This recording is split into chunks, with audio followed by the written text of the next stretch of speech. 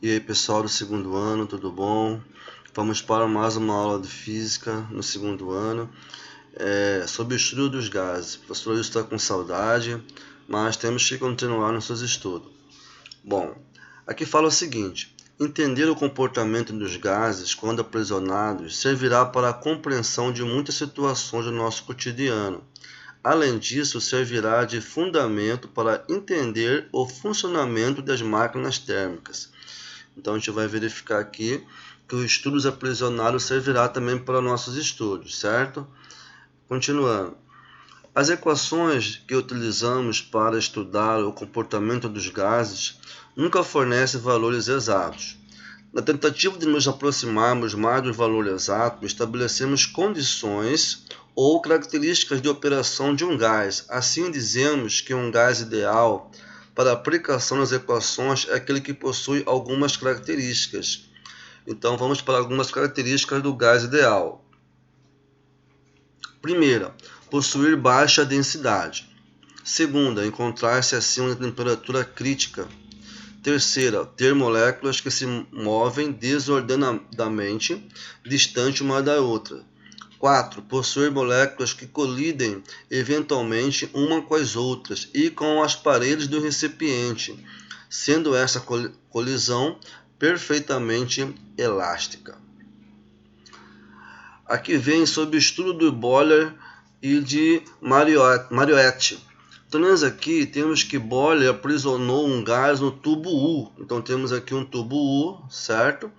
A coluna de mercúrio do lado direito indica a pressão exercida sobre o gás após uma variação de pressão. Boiler aguardava o equilíbrio térmico do gás com o ambiente. Em seguida, efetuava a medida do volume do gás aprisionado. Alguns anos depois, o francês Mariotti descobriu a mesma relação. Se admitirmos que a temperatura do gás não se altera, será possível analisar a correspondência entre pressão e volume do gás.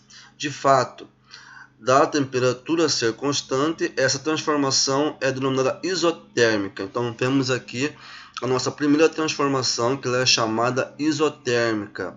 Nesse caso aqui, pelo estudo de Boiler, certo?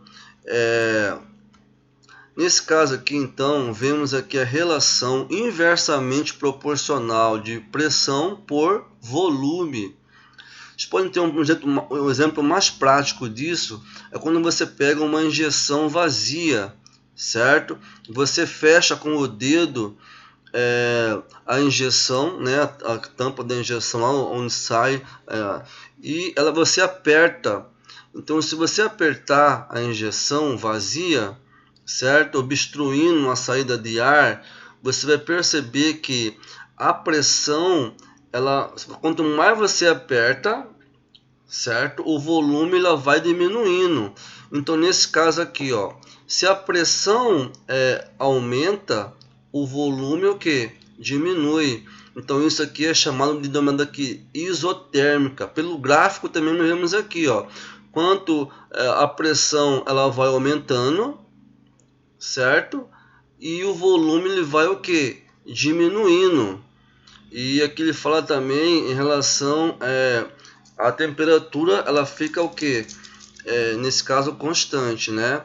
Então aqui, ó, a isotérmica, quanto mais afastada dos eixos P e V, que é pressão e volume, a isotérmica indicará uma temperatura maior. Então vemos aqui a relação de pressão e volume, que ela é pressão inversamente ao volume. Temos também o trabalho de Charles e Gay-Lussac. Em suas experiências, realizaram de forma independente medidas do volume e da temperatura de um gás, mantendo sua pressão constante. Essa pressão aqui é chamada de transformação isobárica. Então temos aqui volume e temperatura. Quando o volume ele é diretamente proporcional à temperatura. Ou seja, se a temperatura for alta, ela é aquecida, com certeza o volume ele tende a aumentar. Se a temperatura for menor, mesma coisa vai acontecer aqui, certo? O exemplo disso é você pegar, aquecer, né, uma lata fechada. Se você aquecer uma lata fechada, certo? Tende o volume a aumentar e a pressão também. Então, nessa caso aqui, ele pode acontecer o quê? Uma explosão dessa lata, a gente já vimos, certo? E numa lata fechada, quando aumenta a temperatura. Isso, vimos aqui uma relação aqui de baixo, ó, que é chamada transformação isocórica ou isovolumétrica, que é a pressão em relação à temperatura. Então temos aqui, ó, duas fórmulas que a gente vai usar, que é volume 1 sobre temperatura 1, volume 2 sobre temperatura 2, pressão 1 sobre temperatura 1, pressão 2 sobre temperatura o quê? 2.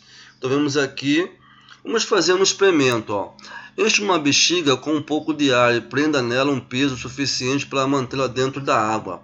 Coloque a bexiga em um recipiente com água gelada. Aguarde um pouco e observe. Em seguida, coloque a bexiga num recipiente com água bem quente. Aguarde um pouco e observe. Registre suas observações. Nesse caso aqui, vimos uma bexiga com água gelada, ela presa aqui com um peso. Vocês podem perceber que essa bexiga está um pouco murcha, ou seja, aqui as partículas internas dessa bexiga, como a água está gelada, elas não se movimentam, certo? Então vemos aqui, por isso que ela cabe ao murchar.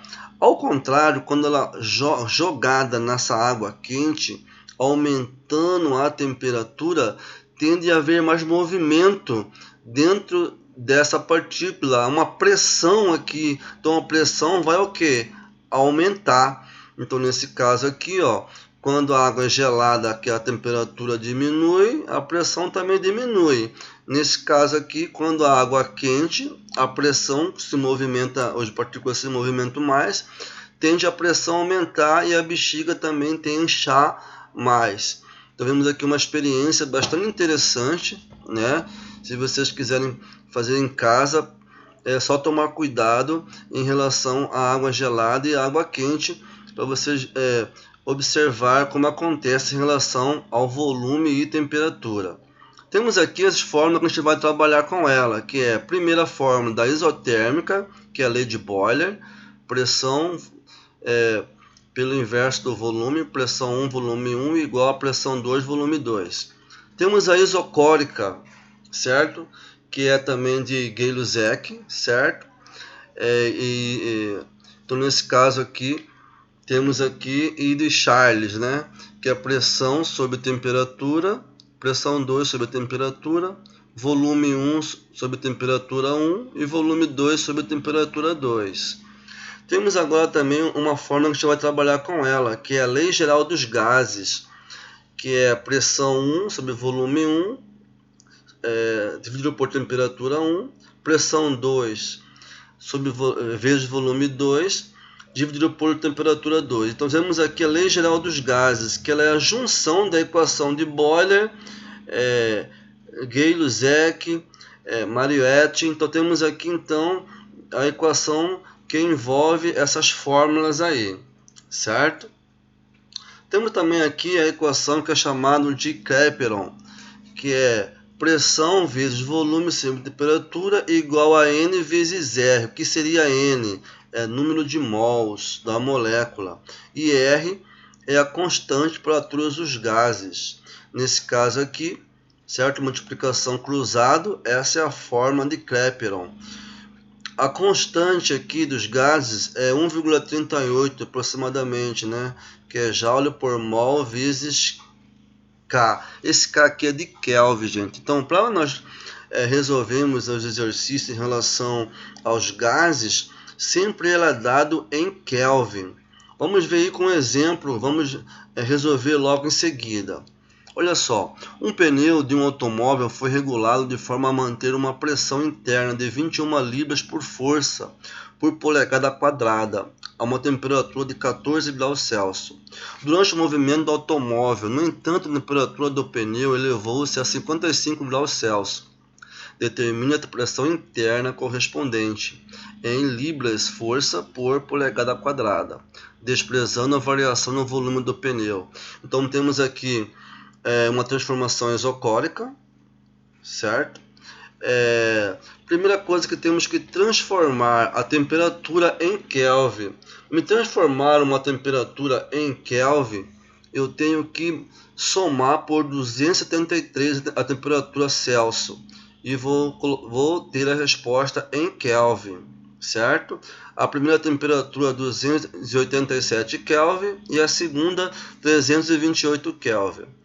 Colocando na fórmula, pressão 1, então seria 21 libras, sobre a temperatura 1, que é 287. A pressão 2 eu não tenho, que ele quer saber, certo? A temperatura 2, 328. Multiplicação cruzada aqui, gente, tá? Então seria 6.888 dividido por 287, igual a 24 libras forças por polegada ao quadrado. Então achamos aqui a temperatura o que? 2. E nosso último exemplo aqui, vem, a cada 10 metros de profundidade a pressão sobre um mergulhador aumenta 1 atm em relação à pressão atmosférica.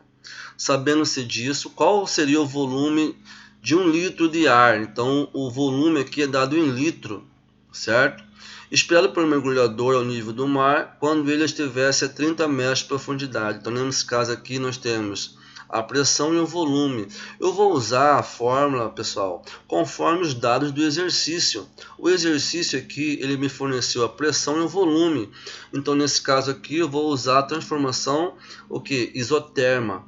Então, seria a pressão vezes volume, que é 1, e a pressão 2 vezes volume 2. A pressão 1 é 1 atm, volume 1, 1 litro. A pressão 2, ele falou, a cada 10 metros aumenta 1 atm. Ou ele falou, aumenta, então ele já era 1 atm e aumentou mais 1. Então 30 metros seria o que? 4 atm. Volume 2, que ele quer saber, está multiplicando, passa dividindo, 0,25 litros, ou transformando em 250 mililitros, certo? Então nesse caso aqui, pessoal, vamos para vocês pensar aqui a última. Os fabricantes de pneu informam sempre que a pressão recomendada para garantir o bom funcionamento e aumentar a vida útil dos pneus. Por essa razão é preciso sempre verificar a pressão dos pneus de um automóvel. Pensando no problema que acabamos de resolver, qual seria a ocasião mais apropriada para fazer uma verificação e ajuste da pressão dos pneus de um automóvel? Então, isso que fica para vocês pensarem. E chegamos a mais uma aula de física. Bons estudos. Realizem os exercícios da plataforma. Não é que estamos em casa que vamos descansar. Então, boa aula e fique com Deus, pessoal. Até mais.